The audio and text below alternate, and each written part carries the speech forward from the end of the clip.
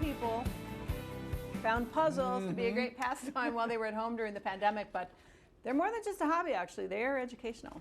Linaya Ming joins us from Red Door Pediatric Therapy this morning to talk about how puzzles can actually improve language skills in children. Good morning, Linaya.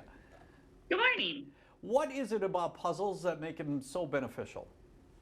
So puzzles are excellent for learning vocabulary, developing fine motor skills, turn taking, that joint attention with your child, so that you're both kind of attending to the same object or activity. Task completion's another really great benefit of puzzles, and then just interacting with others. All right, so this is a question that kind of shows my age a little bit, but when my kids were little, you had the puzzle with the little handle on it, with the wooden puzzle. Have puzzles changed? Just in regard to the size of the knobs, I guess. So the best puzzles that we like to recommend for, toddlers are going to be those sturdy, simple wooden or plastic puzzles with those knobs on it. And the bigger the knob, the better for those little kids. And then as they get older, the knobs become a little bit smaller, and then they can work on more of those fine motor skills with those pincer grasps. We talk about the motor skills and things like that that are beneficial, but I would think here's something else that it can teach someone. I know when you get near the end of completing a puzzle, it's sometimes hard to find that one missing piece or things like that. I would imagine it teaches patience as well. Yes. Yep. And teaching kids that, oh, it's lost. I don't know where it is. We'll have to find it later, and teaching them that that's okay. Yeah. They also have to make choices, and that's something that we learn with time, is that, okay, this, not that, right? And how can a parent kind of further that idea? Yeah, so with puzzles, for increasing language, it's really important to, give them the choice, hold up two different pieces and say, do you want the horse or do you want the cat, while completing the puzzle? And just waiting for them to respond via any mode of communication, whether that be verbally, where they say, I want the cat, or whether that's just by pointing to what they want. The goal is to just increase that communication. Is it something, Linaya, that if the family's around, is it something that can be done as a team or a two-person thing? I mean, can two children work on the same puzzle at the same time, or would you recommend that one child is doing it by themselves? I think depending on the age and their compliance and their ability to cooperate with each other, that it's totally okay for them to work on the puzzles together as a team. We like to use the my turn, your turn kind of thing, and, put all the puzzle pieces in the bag and teach them that turn taking. So practicing and modeling, okay, it's my turn, and then you get to pick the puzzle piece out of the bag, and then you give them the bag and you say your turn, and kind of teach them a little bit of that patience and that turn taking. Sure. Now, my experience with kids is that they have no trouble with the word no, but you say that answering yes and no is important. It's an important skill to learn. Can you elaborate on that a little bit? Yeah, so with the puzzles, we just kind of want to teach them that basic concept of answering yes, no questions. So you might have this big puzzle here and this piece and ask them, does the puppy go here? Oh, No. Sure. Does the puppy go here? Yeah.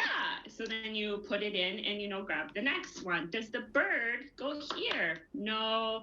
Does the bird go up here? Yeah. So then you put it in and can kind of continue like that. Makes sense. We'll put that back together here in a little bit. Don't worry about it, Linaya. What do you mean on the last piece that we had there was labeling the objects? What do you mean by that? Yeah, so another great skill that we like to teach is to have all the puzzle pieces, kind of gathered by the adult. And the adult will hold up a puzzle piece one at a time and just ask the child, what is this?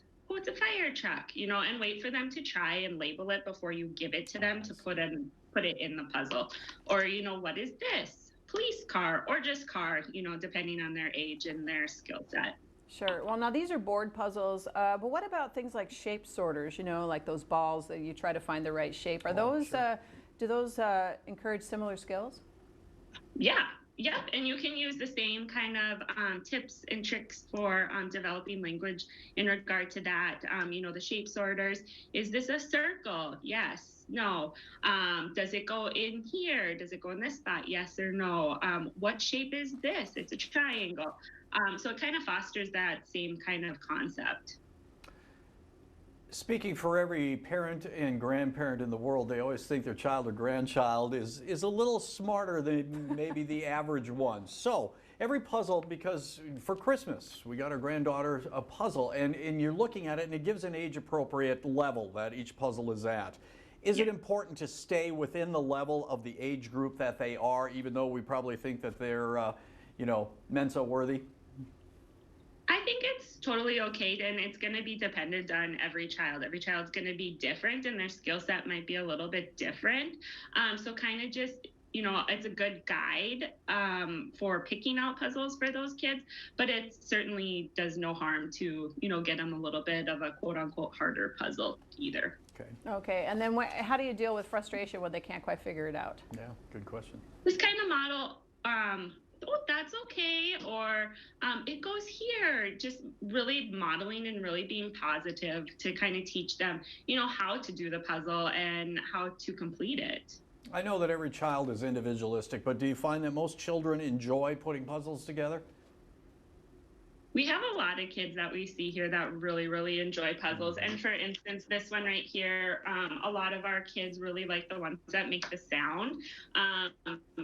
So you can see that it's really motivating for them, and it also teaches, the different sounds that different objects make, whether that be animals or cars.